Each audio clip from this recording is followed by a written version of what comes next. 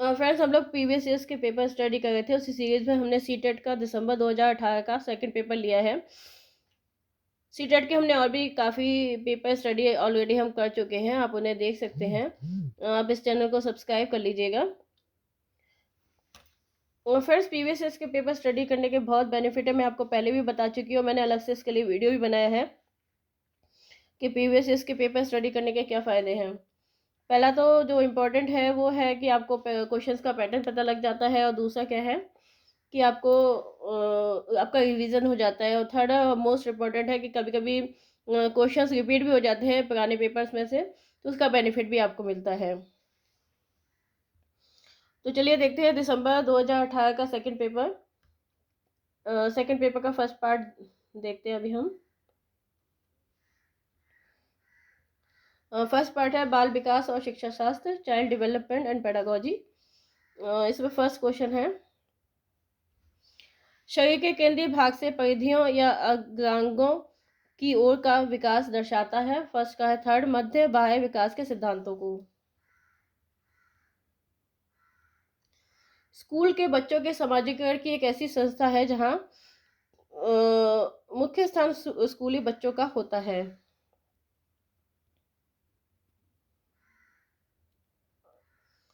फिर जब आप एक शिक्षक समूह से जुड़ जाते हैं और अपने समूह के अन्य लोगों की ही तरह पोशाक धारण करने लगते हैं, तो आप प्रदर्शन कर रहे होते हैं समूह की अनुरूपता का। फिर किसी वस्तु के स्थायित्व की अवधारणा पियाजे के विकास संवेदी गामक चरण में प्राप्त हो जाती है।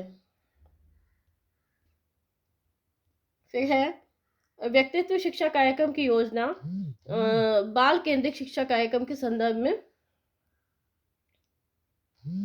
बनाई जाती है। तो ये बाल केंद्रित शिक्षा कार्यक्रम। फिर है सिक्स्थ क्वेश्चन है आपका, 18 से 24 महीनों की आयु के बीच अधिकांश बच्चे शब्दों को मिलाकर छोटे छोटे वाक्य में बोलना शुरू कर देते हैं। 18 से 24 महीनों की आयु में। सेकंड ऑप्शन है सिक्स का, बुद्धि लब्धि का या आईक्यू की अवधारणा दी गई थी। सेवेंथ का है थर्ड, स्टर्न के द्वारा। सृजनात्मकता को विविध सोच की अवधारणा के संबंधित माना जाता है। फोर्थ ऑप्शन है इसका आंसर। एट्थ का फोर्थ हो गया।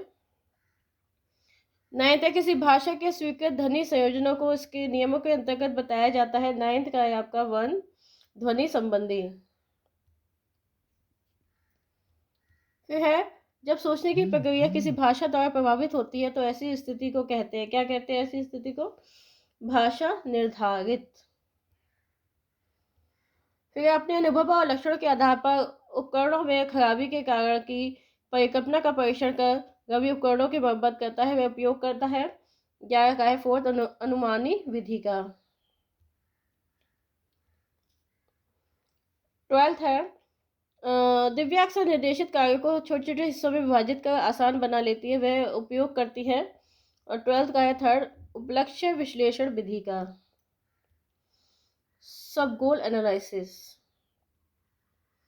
पुरुष और महिला की भूमिकाओं का निर्धारण समाज करता है। यह कथन बताता है कि लैंगिकता एक सामाजिक अवतरण है, gender as a social construct. फिर है 14th है, ग्रेडिंग, कोडिंग, अंकन और क्रेडिट संचय प्रणालियां जो है अधिगमकर्ताओं की उपलब्धि के आकलन की गणन विधि, scoring procedure of assessment of learners achievement. फिर है, अधिगमकर्ताओं की उपलब्धि का आकलन शिक्षकों की सहायता करता है। 15th है आपका, 15 का जो आंसर होगा सेकंड है, शिक्षण अधिगम विधियों की प्रभावशीलता का मूल्यांकन करने में, valued the effectiveness of pedagogy. फिर है 16 है आपका, समावेशी शिक्षा जो है वो समता एवं समान अवसर के सिद्धांत पर आधारित है, इक्विटी एंड इक्वल अपॉर्चुनिटीज। फिर है दिव्यांगजन अधिकार अधिनियम वर्ष 2016 में लागू किया गया, मोदी सरकार द्वारा लागू किया गया है ये। व्यक्तिगत विविधता वाले बच्चों को पढ़ाने के लिए ऐसे विद्यालय होने चाहिए जहां शिक्षक जो है विविध अधिगम आवश्यकताओं के अनुसार विभिन्न शिक्षण अधिगम प्रविधियों का प्रयोग करने में प्रशिक्षित हो। फिर निःशुल्क एवं अनिवार्य बाल शिक्षा अधिकार अधिनियम 2009 दिव्यांग बच्चों की निःशुल्क शिक्षा के अधिकारों को सुनिश्चित करता है। तो यह है फर्स्ट है 6 वर्ष से 18 वर्ष तक के लिए। फिर है 28 है विविध अभिकर्मकर्ताओं के लिए सुगम्य स्वरूपों में शिक्षण अधिगम सामग्रियां प्रदान करने का तात्पर्य अधिगम की सार्वभौमिक संरचना। फोर्थ ऑप्शन है यूनिवर्सल डिजाइन ऑफ लर्निंग। फिर है 21 है स्वजागरूकता एवं संज्ञानात्मक क्षमताओं का नियंत्रण, जैसे योजना बनाना, समीक्षा करना, संशोधन करना इत्यादि जो है वो संज्ञान बोध में अंतर्निहित है, मेटाकॉग्निशन। फिर है 22 है जब बच्चे प्राप्त की गई सूचनाओं की व्याख्या करने के लिए अपने अनुभवों के आधार पर सोचते हैं तो उसे मूर्त सोच कहा जाता है, कॉन्क्रीट थिंकिंग। फिर अधिगमकर्ताओं को व्यक्तिगत क्षमता के आधार पर उनकी कठिनाइयों के विभिन्न स्तरों को ध्यान में रखते हुए पढ़ाने की विधि को 23 है आपका फर्स्ट विभेदी अनुदेशन, डिफरेंशिएटेड इंस्ट्रक्शन कहा जाता है। 24 है प्रतिपालन अधिगम का एक विशिष्ट चरण है जो अधिगम के 24 का है फोर्थ सामान्यीकरण चरण का पूर्ववर्ती है, जनरलाइजेशन।